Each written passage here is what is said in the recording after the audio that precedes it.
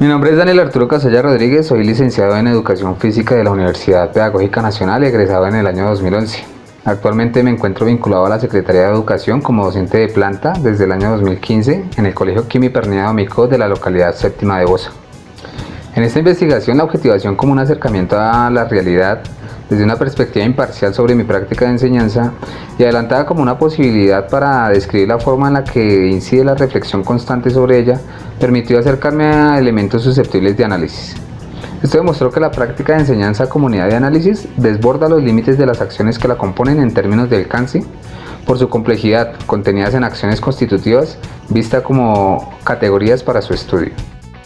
Llevó a reconocer la incidencia del planteamiento a priori de objetivos y metas, pues al hacer una pausa para su análisis respecto al contexto, a su contenido, a su coherencia en relación con los niveles de concreción curricular, le asignó a esta acción constitutiva de la práctica una visión crítica a la formulación de sesiones no sistematizadas.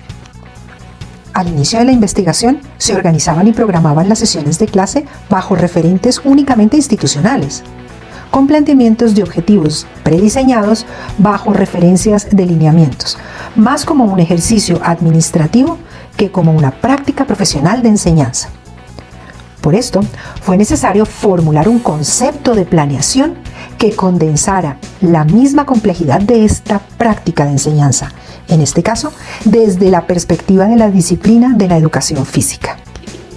Esta acción se soportó como diseño y formulación de estrategias con un carácter didáctico investigativo que diera respuesta a las preguntas sobre el fenómeno de enseñar y su planteamiento en términos de actividades coherentes con los propósitos. Esta triangulación llevó a elevar el nivel de sistematización de las propuestas de clase, a documentarlas, proporcionando una transformación, no solamente desde el componente operativo, sino desde la producción teórica del hacer. Con esto se logró tomar distancia, haciendo objetiva una parte del complejo, especificando no solo actividades, sino propósitos de enseñanza. En segunda instancia, las acciones de implementación, reguladas por el nivel de tensiones dados en las sesiones de clase, arrojaron una cercanía a procesos dialógicos, resultando seriamente cuestionado desde las acciones comunicativas. La revisión de esta categoría permitió ver que existía una brecha entre lo que se pensaba enseñar y una acertada transposición didáctica, puesto que se asumía como una fabricación de herramientas organizada de lo particular a lo general. Al variar las formas de comunicar y elevar el nivel de complejidad desde el carácter técnico del lenguaje disciplinar, se evidencia una reestructuración sobre las acciones comunicativas del profesor en el aula, lo cual se ve en las sesiones de clase, lo que en retrospectiva hacía reiniciar la reflexión permanente. Se pudo entonces establecer diferentes rutas para llegar a niveles de comprensión y de comunicación con los estudiantes, deconstruyendo el lenguaje disciplinar y presentando al mismo tiempo, paso a paso, desde las acciones de implementación, asignándoles un carácter dialógico. La transformación se reflejó en el impacto generado con la utilización de estrategias y estilos de enseñanza que incluyeron, entre otras cosas, diagnósticos, lecturas de realidad y caracterización, reconocimiento de microsistemas y su incidencia desde los exosistemas, sondeo de estilos de aprendizaje, inclusión de instrumentos diagnósticos, socialización e interacción en torno a la metodología que utiliza un profesor en las sesiones de clase, y así logró ampliarse la visión sobre el contexto de la práctica de enseñanza estudiada. Esto llevó a visualizar los ambientes más allá de la materialidad de las planeaciones, más allá de la operacionalización de la estructura lineal de la planeación, y verlos desde su componente cultural, social, afectivo y material, permitiendo acercamientos y construcciones alrededor de objetos de aprendizaje en la relación profesor, objeto, estudiante. Estas reflexiones me permitieron hacer un ejercicio en retrospectiva, encontrando que las acciones de evaluación están presentes incluso antes de la concepción de la idea de planeación. La postulo como elemento regulador de la práctica de enseñanza porque es desde ella y con ella que se toman las decisiones sobre el objeto de enseñanza, sobre la intencionalidad, la ruta, estrategia, el seguimiento, la conclusión o el estado de arribo. Las acciones de planeación e implementación derivan siempre al punto más distal de toda la práctica, las acciones de evaluación, pero al mismo tiempo cruza y articula las demás encadenándolas en una escalera que desemboca en ella. A pesar de que inicialmente se veía la evaluación como un proceso de permanente seguimiento sobre los aprendizajes, se logra un nivel de comprensión sobre esta que traslada no solo su concepción, sino su aplicabilidad a un campo mayor, que desborda los límites de la clase y la sitúa en un marco mucho más amplio. Desde la objetivación de la práctica de enseñanza, la evaluación sobresale producto del estudio de la variabilidad contenida en tipos, modelos, estilos, focos, maneras y sentidos, reasignándole un papel transversal en todo el proceso. Esto le permitió al profesor investigador comprender su práctica de enseñanza, analizarla en sí misma como un proceso investigativo con características y complejidades propias. Es decir, fue un proceso que aportó un escalón más a la construcción del saber pedagógico. En este escalón se situaron acciones de evaluación como eje de toda práctica de enseñanza, tendiente a provocar un modelo mucho más cercano al contexto, ampliando la visión sobre las problemáticas propias del escenario del estudiante y del aula con todas sus tensiones y sus relaciones. Al estar presentes antes de la planeación, atraviesa toda su acción. Está presente también permanentemente en las acciones de implementación y direcciona la reflexión de un ejercicio en sí mismo evaluativo. Desde la intencionalidad, entonces, se encuentra presente la formulación de resultados bajo las lógicas institucionalizadas, con un reconocimiento del contexto y su diagnóstico, que obliga a una valoración y sus posibilidades de aplicación desde la enseñabilidad. Esta característica permanentemente atravesada por esas mismas acciones. En medio de esto se encuentran los protagonistas de la práctica que definen el accionar, y su puesta en escena requiere de una ambientación más allá de la estructura física del espacio que involucra a todos sus actores y configura un proceso complejo de evaluación.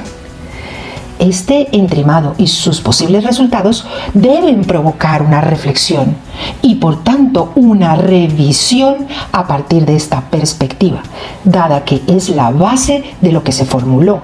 se ejecutó y su resultado como ejercicio pedagógico. Es decir, el conocimiento pedagógico emergió en este proceso de investigación cuando se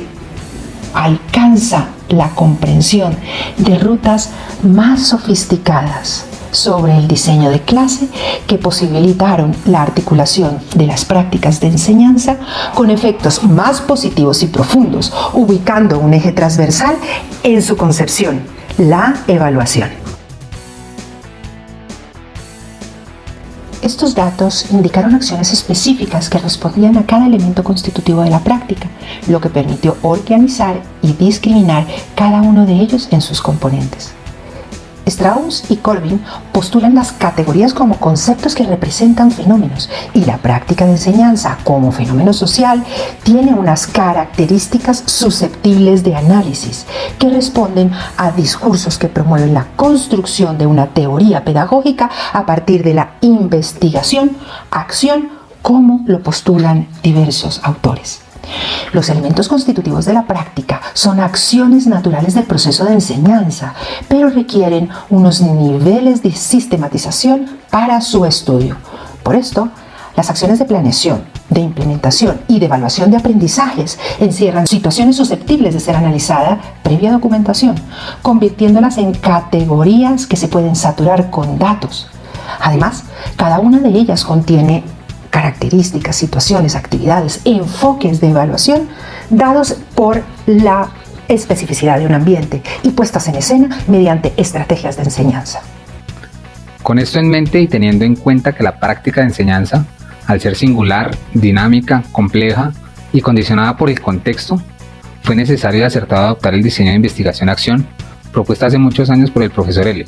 lo que facilitó aterrizar sus alcances al contexto y detallar momentos como fenómenos recurrentes y susceptibles de ser analizados, respondiendo con el propósito de la investigación. La metodología Lesson Study explicada por Pérez y Soto se ajustó al diseño de esta investigación y se asumió como un sistema de constante reflexión dada a partir de mis acciones nutriéndose de la sistematización y la documentación. Además, porque tiene presente tanto los niveles de concreción curricular y los ambientes en los que se ejecuta, como las estrategias, estilos de enseñanza y de aprendizaje, mediados por un ciclo analítico desde el trabajo colaborativo que le atribuye mayor cohesión en el ejercicio de construcción y reflexión. El trabajo colaborativo se dio desde la visión externa sobre la práctica desde pares profesionales que alimentaron la forma y la estructura de las propuestas de clase con un aporte antes y después de su ejecución, generando reflexión. Esta metodología permitió tomar distancia de las propias acciones para develar los componentes y elementos que hacen parte de la propia práctica un objeto de investigación particular y único. Por lo tanto, fue fundamental sustentarlas desde el conocimiento específico de lo que sucede en el aula, argumento que le dio un carácter más riguroso a la reflexión-transformación. El diseño y metodología hacen de la investigación de orden cualitativo porque requiere de las acciones adelantadas en un contexto particular, con unas herramientas específicas que generaron unas actitudes, aptitudes, evidencias de aprendizaje, formas de hacer y responder que arrojaron datos codificados desde técnicas, miradas y herramientas de ese orden. Por tanto, se adoptó un alcance descriptivo al narrar los cambios en la práctica de enseñanza y sus elementos constitutivos, provocando explicaciones a tendencias sobre lo que sucedía alrededor de las acciones en las que se involucran realidades subjetivas. En esta lógica metodológica de investigación, un primer ciclo mostró que en las planeaciones del profesor investigador no se reflejaba con claridad el objeto a enseñar, abriendo una brecha entre el proceso evaluativo de aprendizajes y el resultado previsto de los mismos. Los siguientes mostraron una marcada tendencia al uso exclusivo del discurso didáctico disciplinar que opacaba un discurso más elaborado e impactaba negativamente en la aplicación de la evaluación, viéndose como un condicionante para el trabajo de los estudiantes. Se reconoció que las indicaciones e instrucciones dadas en clase no siempre eran claras para los estudiantes, lo que incidía en el seguimiento y en la evaluación del proceso. El uso del descubrimiento guiado como la estrategia era el protagonista, limitando otros caminos. Aún con estas comprensiones persistía baja comprensión de parte de los estudiantes en lo propuesto a nivel de comunicación. Esto último llevó a pensar que la evaluación era un elemento articulador de la práctica de enseñanza por su coincidencia y protagonismo en estos ciclos. Colocando especial atención en las acciones de evaluación sin desconocer el resto de los elementos y centrando el trabajo en las situaciones problema presentadas, se resalta el valor asignado desde la retroalimentación a estas durante el proceso,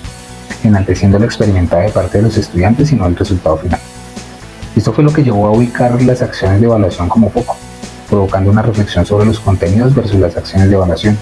las evidencias versus las valoraciones y los resultados previstos de aprendizaje versus el alcance de los mismos,